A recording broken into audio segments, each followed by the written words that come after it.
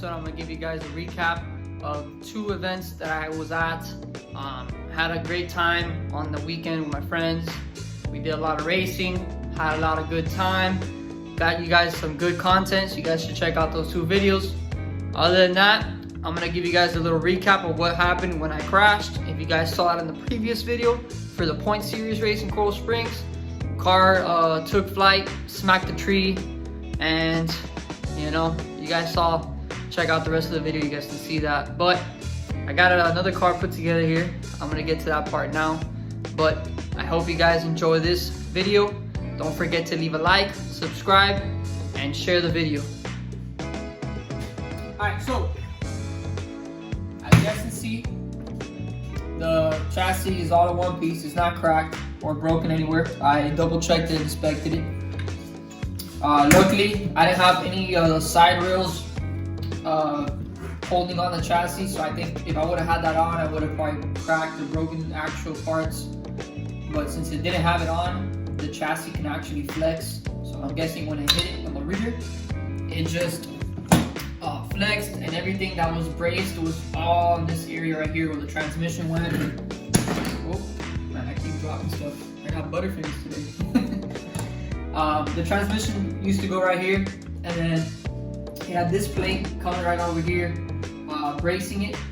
So all this section right here with the wheelie bar and everything was all braced up and tight. So I'm guessing with the actual impact of the tree, all that flex and motion needed to release somewhere. So it kind of just popped everything out of place.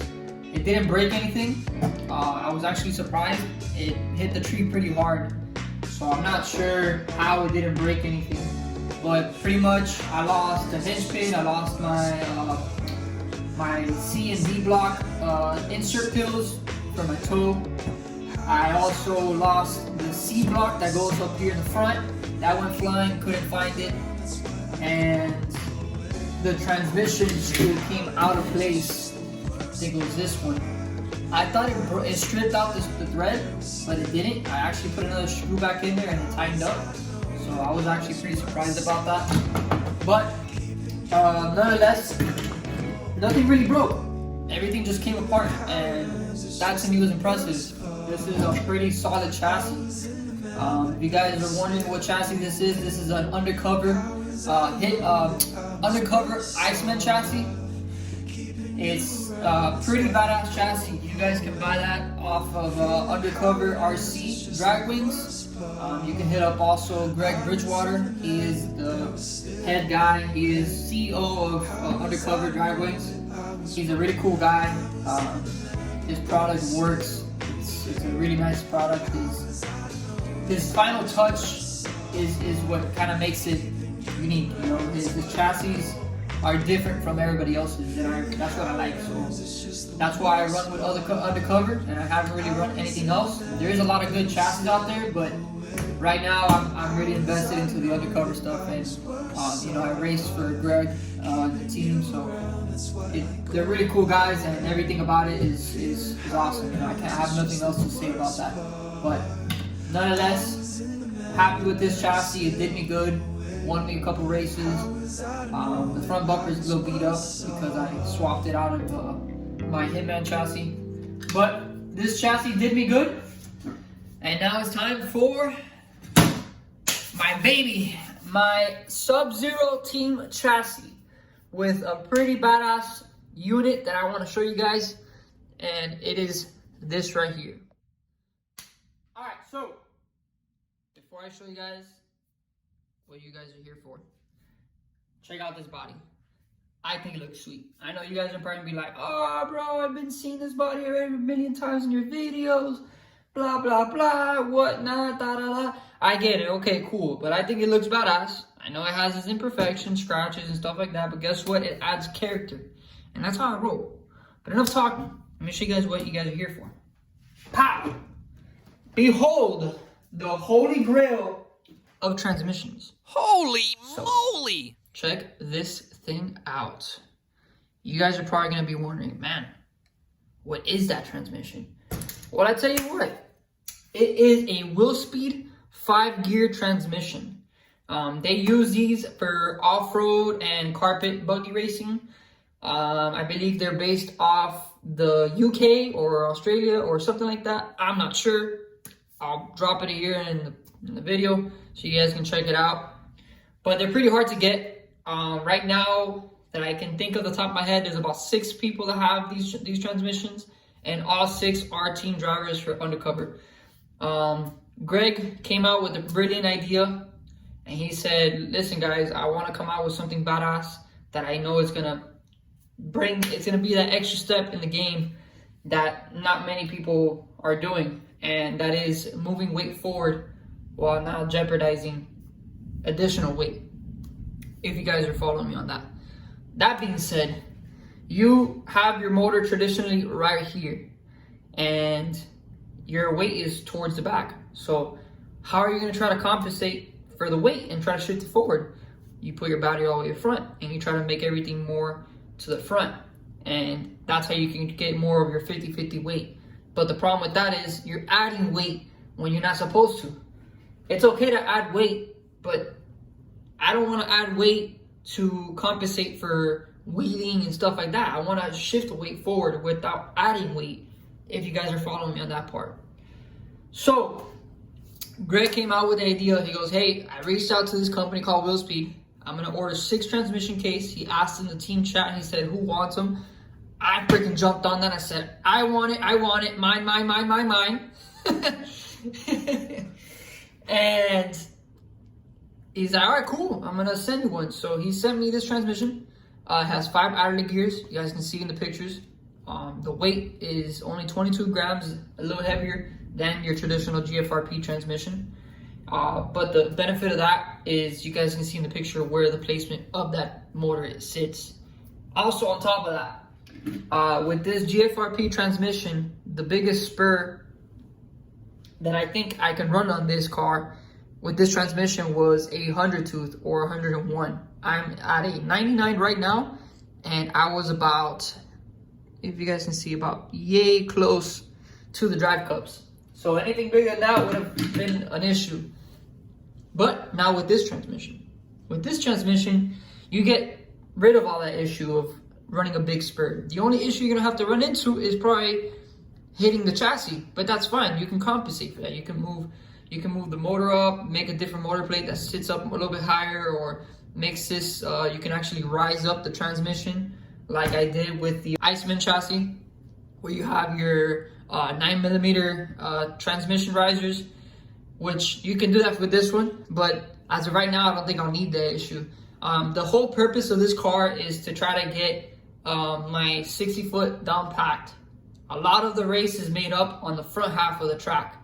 Anything after that is just horsepower. It's just showing who has more power and who has bigger nuts, in other ways. And it's pretty easy to do. You just go up on your turbo, you give it everything she's got, and you're gonna get a mile an hour, and you're gonna get everything out the back door. But the problem with that was, if you guys watched the Fort Myers race, that's what I was doing. I think it was about 4 or 5 guys that were running 80 miles an hour that day. And out of those 5 guys, I only think 2 of them were actually going rounds because they had the ET. That's the problem where I was lacking on. I didn't have the ET. I had the mile an hour, but I didn't have the ET to compensate for that mile an hour, if you guys follow me on that part. I was getting a lot out the back door, and that's of course is getting 80 miles an hour, but I'm not getting ET because I was leaving slow on the front half. And that's what I'm trying to improve on this time. If you guys did see, Juan Diaz ran a 170 at 79 miles an hour on Saturday. That left everybody shocked. We were wondering, like, dude, how the hell did he do that?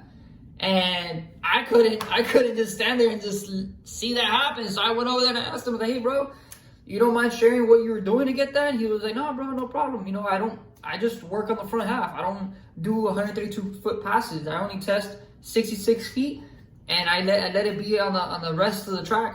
I know it's gonna go past that. So I was watching. I was set up on the tent on the big end, right at the finish. So I was watching cars pass by, and every time I see his car pass by, you can hear it kind of flat out. It wasn't gaining any more mile an hour, gaining any more, because he just works on that front half. So I was like, damn, I need to work on that. So I knew I had this chassis laying around at the house. I was waiting for my time to put it together. This was going to be a specific build for a specific race series, which is the Clash of the Titans. It's a point series race they're doing all over the states, and the final race, which is basically the golden ticket to get in, is going to be in my local racetrack, which is Okeechobee JC Motorsports. So I wanted to have a purpose-built car for that, which was going to be this one. The Iceman was going to be kind of like a local point series race and something for fun with the guys, and you know, nothing too serious. It wasn't going to be that competitive of a car. But since I had that crash, you guys can see in that video, I kind of like crashed it. I didn't want to reuse that chassis. I didn't want to order another donor, so I just swapped everything that was good on that car to this one. Like I said, I'm still missing a couple parts. I need some hinge pins because these are not the right ones. These are some Traxxas ones I had laying around, so they have a lot of slop. I'm waiting for the inserts of the C and D block because it's not the right toe that I have set. I lost the insert, so I ordered a new pair of those. And I'm waiting on also an adjustable turnbuckle that goes from here to here for the wheelie bar. And I think I'm missing a couple things, but the car is put together, but not 100%. It's just put together for demonstration purposes of this video. But as it sits right now, without a battery, the car sits at 65 grams, which is pretty awesome. But once you put a battery on it, it adds up weight. So I'm gonna try to shave off some weight where I can to try to make it as minimum weight as possible. But I'm gonna have to figure something out for batteries. These are pretty heavy batteries. They work good, I'm not complaining about that, but I kind of am looking for something that is gonna be lightweight and have the same punch as that 1500. So we'll be doing some research later on. Nonetheless, I know you guys are wondering still about this transmission. It's a game changer. I have not tried it yet, but Jared Mills, Greg Bridgewater, David Fielder, and I forgot someone else runs it in Undercover, and they've been testing with it, and they say it works phenomenal. They say that the first 6 foot is unmatched compared to the GFRP or traditional layback. It's just a game changer, and if you kind of put some thought into it and put some science in behind it, if you move your motor placement forward while still having everything exactly how it sits, you are actually pushing that weight forward without adding weight. And that's kind of what you want. So with this car, I'm not trying to touch the front end with the weight. I literally have everything set so I can push everything up front and everything up rear is going to stay alone. I'm trying to match this thing as 50-50 close as possible. I'm pretty sure I can do it. My buddy Chuck, he has a Subzero, which is similar chassis to this. There's a few differences from his chassis to mine. Mine is the team chassis, so it's a little bit different. I think the thickness of the plate is a little different, but he got 50-50 weight distribution, which is awesome. And his car is pretty light. It is lighter than mine, but I have more things than he does, so I gotta play around with my weight. But everything right now is set just to be demonstrating this video, basically. So, nonetheless, the recap of both races, I had a great time. I made a lot of memes out of my friends. If you guys saw those 4 videos, I had 2 parts of each. Fort Myers, 2 parts, and Coral Springs Point Series, 2 parts as well. I made a lot of memes of that, and everybody's enjoying it. Everybody's enjoying the content, so I appreciate all you guys for watching and liking my content. I'm pushing this as much as I can, and I'm trying to give you guys as much great content that I possibly can. But nonetheless, I had a great time this weekend racing. There is going to be another race this weekend coming up, June 5th, which is the first point series race of Clash of the Titans in Fort Myers. I'm not sure if I'm going to make it in time. My parts do get here Friday, so that means I have Saturday to test. But I got to see if I have the time for it. If not, no big deal. I missed the first one. There's always a second one. But I'm going to try to do that one. And even if I can't make it with the car, I'm going to try to make it out there so I can give you some content and show you guys what we got going on in Florida. Because Florida's fast, boy. You guys are sleeping on Florida, but we're coming up. I know these big names are making some numbers and turning the clock, but let me tell you, we got some heavy hitters from Florida, and I promise you, they're doing the same work and the same damage. We got Juan Diaz running 170s. We got Chris C. He's a local buddy of mine. He is running 17s as well. Dino, I'm pretty sure, is running 17s.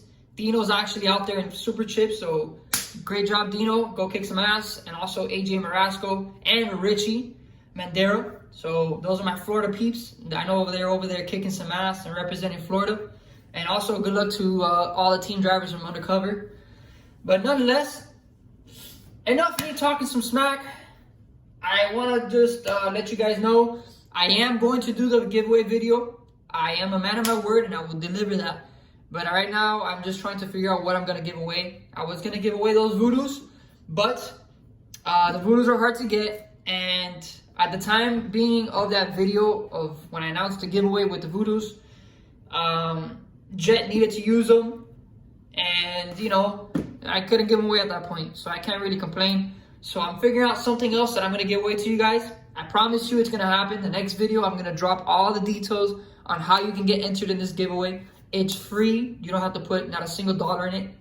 But it's going to be a great giveaway. I'm trying to give away something that's going to be worth it for you guys. So I hope you guys enjoy it. But nonetheless, I'm going to wrap it up for this recap. Thank you guys for watching. I'm going to push more content. I'm going to push more memes. And if you guys wanted me to collab with somebody that has an RC YouTube channel, let me know. I'll try to collab with them. But thank you guys for watching. Don't forget to like, hit the bell notification, subscribe, and share the video. Thank you guys. Have a great day. And I'm out of here. Peace.